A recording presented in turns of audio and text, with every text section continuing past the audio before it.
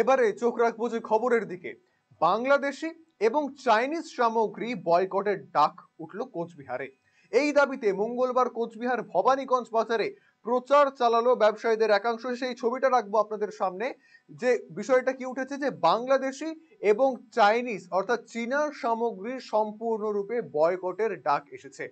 এদিন প্রচার চালানোর পাশাপাশি বাজারের প্রত্যেক ব্যবসায়ীদের স্টলে গিয়ে বাংলাদেশি এবং চাইনিজ পণ্য বিক্রি না করার জন্য রীতিমতো অনুরোধ করা হয়। আপনাদেরকে দেখাচ্ছি সেই ছবিটা। জাতীয় পতাকা কাঁধে নিয়ে, প্ল্যাকার্ড হাতে নিয়ে তারা কিন্তু এগিয়ে চলেছেন এবং ব্যবসায়ীরা যারা যারা রয়েছেন তাদেরকে রীতিমতো অনুরোধ করা হচ্ছে, বোঝানো হচ্ছে এই বাংলাদেশি এবং চাইনিজ পণ্য বিক্রি না করার জন্য। ভারতের বাজারে প্রচুর বাংলাদেশি এবং চাইনিজ সামগ্রী কিন্তু বিক্রি হয়, আর এতে করে ভারতের মাধ্যমে ব্যবসায়িক লাভ হয় এই দুই দেশের।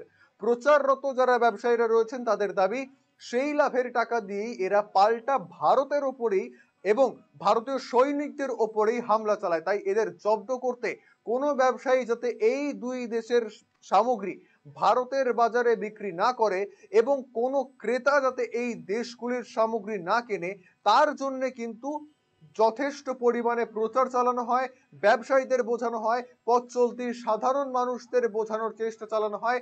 সেই ছবিটা কিন্তু দেখাচ্ছি আপনাদেরকে, যে বাংলাদেশি এবং চাইনিজ সামগ্রী বয়কটের ডাক কিন্তু দেওয়া হয়েছে এবং তারা কিন্তু এই নিয়ে রীতিমতো প্রচারাভিযান চালাচ্ছেন বলেই জানতে পারা যাচ্ছে। সেই ছবিটা তুলে ধরেছি আপনাদের সামনে।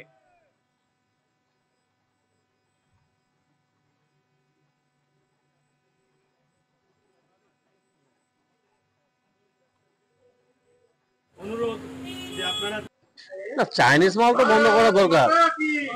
চায়না যেভাবে আমাদের উপরে আক্রমণ করতেছে এটা ঠিক না। কারণ আমাদের একটাই খাবে, আমাদেরটাই পড়বে, আমাদেরটাই সবকিছু করবে, আবার আমাদের উপরে চোখ রাঙাবে, এটা ঠিক না। আমরা চাইনিজ মালকে কোনো সময় আমরা প্রশ্রয় দিব না। আমরা এখন সবাই মিলে আমরা ব্যবসার থেকে আমরা এটা বন্ধ করার জন্য আমরা চেষ্টা করব। আমি বাজারে এক ব্যবসায়ী। আমার নাম রঘুনাথ দত্ত।